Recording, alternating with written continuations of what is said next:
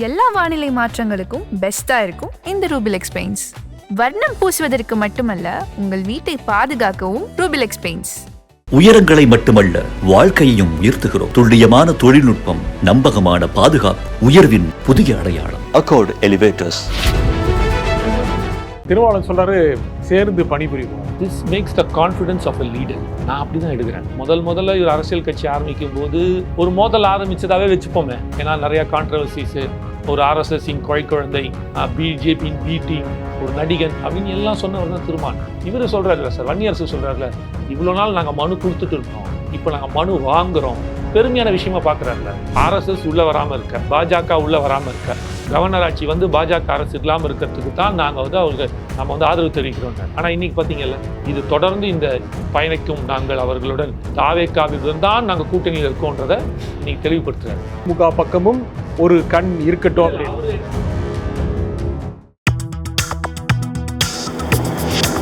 Delivering smiles all around the professional careers.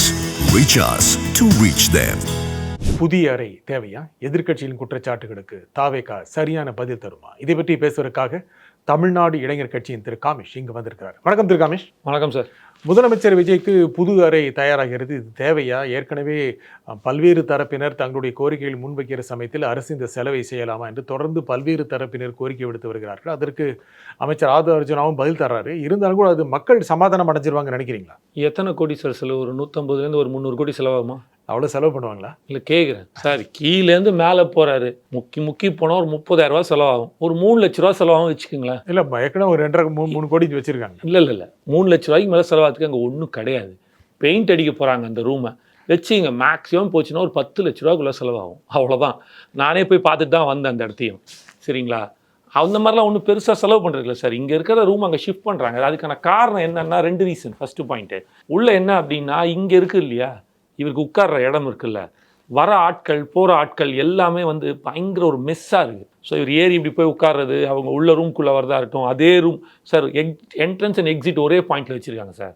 அப்போது யார் வந்தாலும் யார் போனாலும் ஒரு ப்ரைவசி இல்லை, ஒரு ஃப்ரீனஸ் இல்லை சார். முதலமைச்சர் 8 கோடி மக்களின் முதல் பிரதிநிதி, அவருக்கான அந்த ஒரு ஸ்பேஸ் கொடுக்கணும்ல.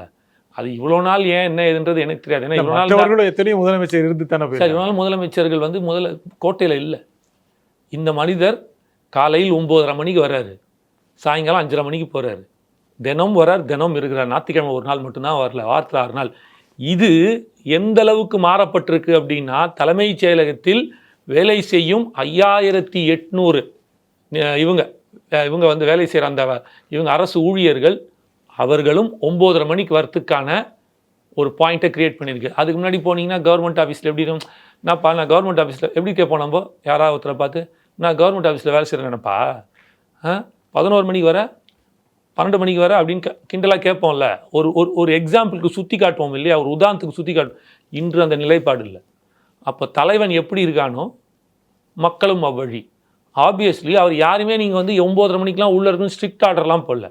நான் இருப்பேன் அப்படின்ற போது அது அங்கே வேலை செய்பவர்களுக்கு எப்படி ஊன்றுகோல் ஆகுது அப்படின்னா, ஐயோ தலைவரே வராரு, முதலமைச்சரே வராரு, நம்ம வரலாம் தப்பாயிடுன்ட்டுன்னு இன்று அதாவது இது கோட்டை சென்ட் ஜார்ஜ் கோட்டை 9:30 மணிக்கு மார்னிங் 9:30 10 கூட வச்சிங்களேன், 10 மணிக்கு வேலை செய்கிறதுக்கு ஒர்க் பண்ண ஆரம்பிச்சிடுறாங்க. அப்புறம் என்ன? ஸோ அப்போ அந்த மாதிரியான விஷயங்கள் பார்க்கணும்ல. So sir, day to day ஒர்க்கிங்கில் பயங்கர பிரச்சனை இருக்குது சார். அவங்களுக்கு என்ன பிரச்சனை இருக்குது? இல்லை சார், ஆட்கள் வருது போகுது, அந்த அவங்க ஒர்க் பண்ணுறதே நீங்கள் பார்த்தீங்க அப்படின்னா சின்ன முதலமைச்சர் கீழே பல துறைகள் ஒர்க் பண்ணுதில்ல. முதலமைச்சரோட பிஎஸ், முதலமைச்சரோட ஆஃபீஸர்ஸ், முதலமைச்சரோட செக்ரட்டரிஸ் ஒர்க் பண்ணுறாங்கல்ல, அவங்க எல்லாருமே நீங்கள் பார்த்தீங்கன்னா ஒரு குட்டி ஒரு பாத்ரூம் சைஸ் லெவலில் தான் இருக்கும் எல்லாமே. நான் பார்த்துருக்கேன், குட்டியாக இருக்கும், கேபினாக. அந்த கேபினில் உட்காந்து ஒர்க் பண்ணுறாங்க. அது ஒரு கன்ஜஸ்டடான ஒரு ஃப்ரீயான அட்மாஸ்பியர்லேயே இருக்காது, ஒரு ப்ரைவசி இருக்காது, ஒரு ஃப்ரீனஸ் இருக்காது. அப்படியே ஒரு டஞ்சனுக்குள்ளே உட்காந்துக்கிட்டு பயங்கர ஒரு இதுவாக ஒர்க் பண்ணுற ஒரு ஃபீல் தான். முதலமைச்சர்கள் அப்படி தானே இருந்தாங்க சார். அதுதான் சார் நான் சொல்கிறேன். முதல்ல இருந்த முதலமைச்சர்கள் இல்லை சார், வேலைகள் மட்டும் செஞ்சுட்டு இருந்தாங்க. இப்போ இருக்கிற முதலமைச்சர் தினமும் இருக்கார். எடுத்து வித்தியாசம் இருக்குல்ல. ஸோ அவர் நல்லா தான் உட்காந்துருக்காரு, அவ்வளோரும் நல்லா பெருசாக இருக்குது, அவருக்கான இது இருக்குது. ஆனால் அவர் கீழே வேலை செய்பவர்கள், அவருடன் வேலை செய்பவர்கள், கீழே கூட அவருடன் வேலை செய்பவர்களுக்கு அந்த இது வரல. அப்போ இப்போ இங்கே இவருக்கு மட்டும் இல்லை, எல்லா மினிஸ்டர்ஸ் ரூமே அப்படி தான் இருக்குது. ஹானஸ்ட்டாக சொல்லணுன்னா அப்படியே கீக்கிடம் உள்ள ஒவ்வொருத்தர் ரூமும் கீக்கிடமாக இருக்கும். அந்த ரூம்குள்ளே நீங்கள் போனீங்க அப்படின்னா அங்கேயே ஒரு 25 பேர் உட்காந்துருப்பாங்க, 20 பேர் உட்காந்துருப்பாங்க அந்த டிபார்ட்மெண்ட் ஆட்கள். எப்படி வேலை செய்ய சொல்கிறீங்க? மொத்தம் சார் அது எத்தனை வருஷம் முன்னாடி கட்டினது உங்களுக்கே தெரியும். அதில் அப்போ ஓகே, இப்போ இருக்கிற அந்த பெரும் வளர்ச்சிக்கு யோசிக்கணும்ல. அதுக்காக ஒன்றும் புதுசாக ஒன்றே இதான் சாக்குன்னு வந்துட்டு இதான் சான்னு ஒரு 300 கோடி ரூபா செலவு பண்ணி அவர் ஒன்றும் ஒரு புது தனக்காக ஒரு மாளிகை கட்டிக்கல, கோட்டை கட்டல. 3 லட்ச ரூபா செலவு பண்ணி பெயிண்ட் அடிச்சுட்டு மேலே ஒரு ரூம் எடுக்கிறார், அவ்வளோதான். ஆனால் அதுவும் டெண்டர் விட முன்னாலேயே வேலை நடக்க ஆரம்பிச்சிருச்சு அப்படின்னு ஒரு பத்திரிகை தகவல் போட்டுச்சு. அதுவே சட்டப்பேரவையில் பேசினாங்க. புரியல சார்? ஒரு பத்திரிகை தகவல் வெளியிட்டது இன்னைக்கு போட்டிருக்காங்க. அது சட்டப்பேரவையில் இன்னைக்கு பேசினாங்க. முக்கியமாக டெண்டரே கம்ப்ளீட் ஆகலை, அதுக்குள்ளே வேலை நடக்க ஆரம்பிச்சிருச்சு. அப்போனா இந்த டெண்டரில் சரியான வழி தான் நடைமுறைப்படுத்தப்படுதா அப்படின்னு. எந்த டெண்டர்? அவருக்கான டெண்டர், அந்த இடம் மாற்றத்திற்கான அங்கே அந்த இடம் மாற்றுவது இல்லை அதெல்லாம் எதுவும் இல்லை, அது தவறான செய்திகள். அந்த டெண்டர்ன்ற வயசு என்ன அப்படின்னா அங்கே கான்ட்ராக்டர்ஸ் இருக்காங்க சார்.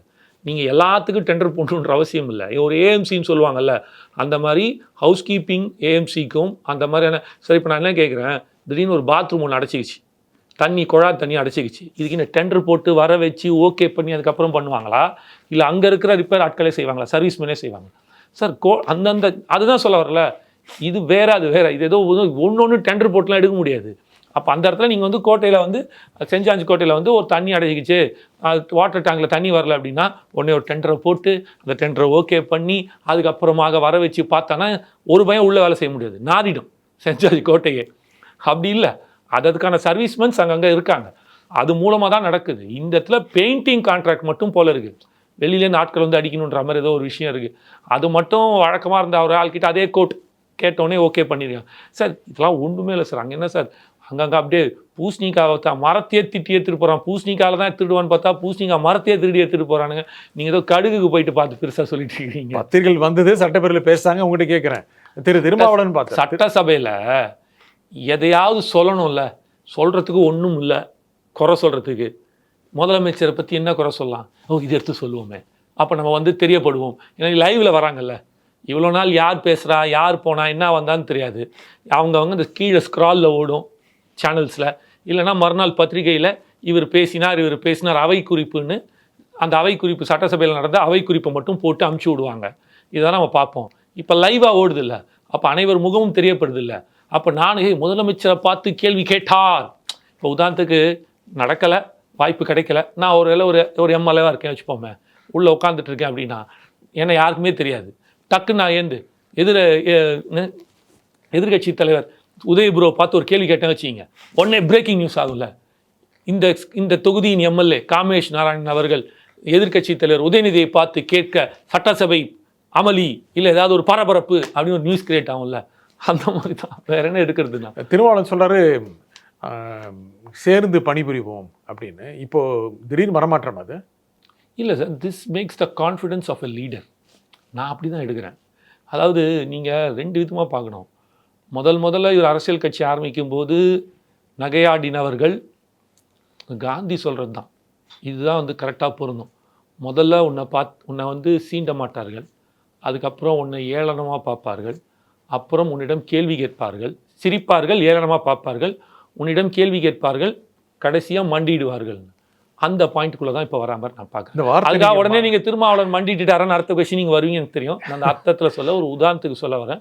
த கான்ஃபிடன்ஸ் ஆஃப் எ லீடர்னு இல்லை, நீ அந்த வார்த்தை பயன்படுத்தாட்டியும் கூட்டணி கட்சிகளாக ஆதரவு கட்சிகளாக இருந்தவர்கள், கூட்டணி கட்சிகளுக்கு கேட்டபோது சில வாரங்கள் முன்னால் கூட்டணி இல்லையே அப்படின்னு திருமாவளவன் சொன்னவர், இல்லை நாங்கள் இணைந்து பணிபுரிவோம் அவருடைய மாநாட்டில் தான் சொல்றாரு. என்னன்னா முதலமைச்சரை பார்த்துட்டு கொடுக்குற பேட்டியில் அதான் சொல்றாரு சார். லைக் மைண்டட் பீப்புள்ஸ் வந்து என்ன இருந்தாலும் ஒரு நாள் ஜெல் ஆகிடும். நீங்கள் எடுக்கும்போது வேணால் மோதலை தானே காதல் பிறக்கும்னு சொல்லுவாங்க.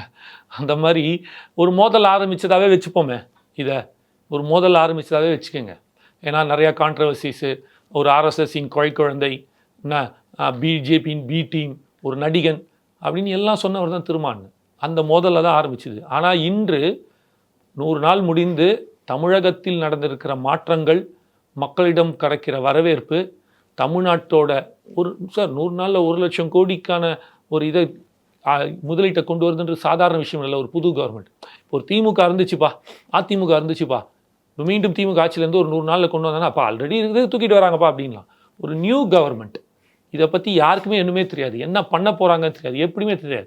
ஆனால் இதெல்லாம் தாண்டி விஜயண்ணான்ற ஒரு முகம், அந்த முதலமைச்சருக்கு கொடுக்கக்கூடிய அந்த லீடர்ஷிப்கான ஒரு இது இருக்குல்ல, ஸ்ட்ராங்னஸ், அந்த ஒரு நம்பகத்தன்மையை கிரியேட் பண்ணுதில்ல, அதுதானே மக்களை கொண்டு வந்து இங்கே சேர்க்குது, அதுதானே இன்வெஸ்டர்ஸை உள்ளே கொண்டு வருது. 97 கம்பெனியில் 55 கம்பெனி புது கம்பெனி சார். நம்ம அதையும் பார்க்கணும்ல, ஏதோ இருந்தவனே திருப்பி பண்ணல, புதுசாக கம்பெனி வராங்க. அது வந்து ஒரு எக்ஸாம்பிளுக்காக நான் சொல்ல வரேன். அப்போது இதையெல்லாம் பார்க்கும்போது அவர் வந்து ஒரு திறந்த அரசியல்வாதி, ரொம்ப முதிர்ச்சி பெற்ற அரசியல்வாதி. என் வயசு வந்து அவரோட அதோட ஜாஸ்தி, நான் எங்களோட வயசோட அவரோட அரசியல் பயணமே ஜாஸ்தியாக இருக்கக்கூடிய அளவில் இருக்கிற அண்ணா அவர். ஸோ அப்போ அந்த பாயிண்ட்டில் நம்ம எடுக்கும்போது யாரை சொல்கிறீங்க? நீ திரும்ப நான் சொல்கிறேன். ஸோ அப்போ அந்த பாயிண்டில் எடுக்கும்போது புரியுது இல்லைப்பா இதுதான் கரெக்டு, நம்ம இவ்வளோ நாள் யோசித்த விதம் தவறு, இதை நாம் மாற்றிக்கொள்ளணும். அதை தாண்டி சார் என்னதான் கூட்டணி கட்சி தான் அப்படின்றதுனால அந்த மரியாதை கொடுக்குறாங்கல்ல, சக கட்சிக்கான மரியாதை கிடைக்குது. சட்டசபையில் முதற்கொண்டும் சொல்ல வராங்க. எவ்ரி டைம் நீங்கள் பார்த்தீங்கன்னா ஒரு மினிஸ்டர் தான் உட்கார்ந்துருந்தாலும் அவர் ஏந்து பேசுகிறாரு, அவர்களுக்கான 2 அமைச்சர்கள் 2 எம்எல்ஏக்கள் உட்கார்ந்துட்டு இருக்காங்க, அவர்களும் ஏந்து பேசுகிறாங்க. ஸோ இது எல்லாமே நம்ம பார்க்கணும். ஒரு தன் தோழனாக சக நண்பனாக கூட்டணி கட்சி அப்படின்னு ஏதோ பேருக்கு நாங்கள் ஆளும் கூட்டணியில் அங்கம் வகிப்பதால் நாங்களும் ஆளும் கட்சி தான் அப்படின்னு திருமாவளவன் சொல்றாரு. இல்லை அதுதான் சொல்ல வரேன்ல, அதுதான் சொல்ற ஆட்சியிலையும் பங்கு அதிகாரத்திலையும் பங்குன்றது வந்து அவரோட கட்சி ஆரம்பித்த முதல் கொள்கையான விஷயம். அதாவது விசிகாவோட முதல் கொள்கை என்னன்னா ஆட்சியிலையும் பங்கு அதிகாரத்திலையும் பங்கு தான். அதுதான் அவங்களோட பிரதான கொள்கை. அந்த பிரதான கொள்கை இன்னைக்கு வந்து அது வந்து இன்னைக்கு வந்து நடக்குது, அது சாத்தியமாகுது. அதற்கு காரணம் விஜயண்ணா, இன்னைக்கு இருக்கும் மாண்புமிகு முதல்வர் ஜோசப் விஜய் அப்படின்ட்டு பார்க்கும்போது, அதை அவர் உணரும் போது, அதை ஃபீல் பண்ணும்போது, இத்தனை வருஷம் உழைப்புடா, இத்தனை வருஷம் தவம்டா, நாங்கள் போராடி இருக்கோம்டா இதுக்காக, இந்த மரியாதைக்காகவும். இந்த சார் நம்ம இவர் சொல்கிறாருல்ல சார், வன்னியரசு சொல்கிறாருல, இவ்வளோ நாள் நாங்கள் மனு கொடுத்துட்டு இருந்தோம், இப்போ நாங்கள் மனு வாங்குகிறோம், பெருமையான விஷயமா பார்க்குறாருல. அது என்ன, மனு கொடுத்தவர் இன்னைக்கு மனு வாங்குற இடத்துக்கு உயர்ந்திருக்காரு அப்படின்னா அவருக்கான அந்த பவர் கிடைச்சிருக்கு, அவருக்கான அந்த இது கிடைச்சிருக்குன்னு தானே பார்க்கணும், உரிமை கிடைச்சிருக்குன்னு தானே பார்க்கணும். இதெல்லாம் பார்க்கும்போது விஜயண்ணா இது சொன்னதில் தவறு இல்லை. அதாவது திரும்ப சொல்லாமல் இருக்கிறது தான் தவறாக இருக்குமே தவிர சொன்னது சரியாக தான் பார்க்கப்படும். முக்கியமாக நாங்கள் உடன் சேர்ந்து பயணிப்போம் அப்படின்னு சொல்கிறோம். ஆமாம், இது இப்போ அவர் முதல்ல என்ன சொன்னார், இது வந்து ஒரு ஆட்சி ஆர்எஸ்எஸ் உள்ளே வராமல் இருக்க, பாஜக உள்ளே வராமல் இருக்க, கவர்னர் ஆட்சி வந்து பாஜக அரசு இல்லாமல் இருக்கிறதுக்கு தான் நாங்கள் வந்து அவங்களுக்கு இது கொடுக்குறோன்னு சொன்னார், நம்ம வந்து ஆதரவு தெரிவிக்கிறோம்னார். ஆனால் இன்றைக்கி பார்த்தீங்கல்ல, இது தொடர்ந்து இந்த பயணிக்கும் நாங்கள் அவர்களுடன் தாவேக்காவுடன் தான் நாங்கள் கூட்டணியில் இருக்கோன்றதை இன்னைக்கு தெளிவுபடுத்துறாரு. ஸோ இதெல்லாம் எதை சுற்றி திமுக ஒரு தொடர்பு இருந்ததில்ல, திமுக பக்கம் எப்பவுமே போயிடலாம் அப்படின்னு நினைச்சவர் அப்படி நினைச்சிட்டு இருந்தார்ல, மறுக்க முடியுமா? திமுக பக்கமும் ஒரு கண் இருக்கட்டும். இல்லை, அவர் என்ன சொன்னார் அப்படின்னா, பாஜகன்ற ஒரு தீய சக்தி, ஒரு மதவாத கட்சி வரக்கூடாது அப்படின்னா திமுகவும் தாவேக்காவும் ஒன்று சேரணும் இந்தியா கூட்டணின்ற வரைக்கும் அவர் பேசினார். கரெக்டா? இந்தியா கூட்டணியில் ஒன்று சேரணுன்ற வரைக்கும் வாய்ப்பு இல்லை, அதனால வாய்ப்பு இல்லை. பட் அவரோட கிறிஸ்டல் கிளியர் கோல் என்னன்றது தெரியுது. எங்களுக்கு மதவாத கட்சி வேண்டாம், சமூக நீதி இருக்கிற கட்சிகள் மட்டுமே, அவங்களுக்குள்ள என்ன பிரச்சனைனாலும் இருக்கட்டும், ஆனால் எதிர்க்கும் போது எதிர்க்க. இப்போ பார்த்தீங்கன்னா கேரளாவில் பார்த்தீங்கன்னா காங்கிரஸ் கம்யூனிஸ்ட் சண்டை போடுது, ஆனால் இந்தியா கூட்டணியில் இருக்கிறாங்க. தமிழ்நாட்டில் அவங்க 2 பேரும் கூட்டணிக்குள்ளே தான் இருக்காங்க. கரெக்டா? ஸோ அந்த மைண்ட் செட்டில் அவர் சொல்கிறாரு. அது வேற பாயிண்ட், அது வேற டிஸ்கஷன், அது வேற மாதிரியான ஸ்ட்ராட்டஜிக்குள்ளே நம்ம பேச வேண்டியது. இங்கே நம்ம எடுக்க வேண்டிய பாயிண்ட் என்ன எடுக்கணும், இங்கே இருக்க வேண்டிய குறிக்கோள், அதாவது அவர் சொல்ல வந்த கருத்து என்ன அப்படின்னா, நாங்கள் புதிய மாற்றத்துக்கு, பழையன கழிதலும் புதியன புகுதலும்ன்ற மாதிரி புதிய மாற்றத்துக்கு நாங்கள் எங்களை இது பண்ணி கொண்டுட்டோம் அப்படின்றது அங்கே பாயிண்ட். இந்த நிகழ்ச்சியிலும் கருத்தில் குறிப்பாக காமேஷ், மிக்க நன்றி. Thank you sir. மீண்டும் ஒரு நிகழ்ச்சி சந்திப்போம். நன்றி, வணக்கம்.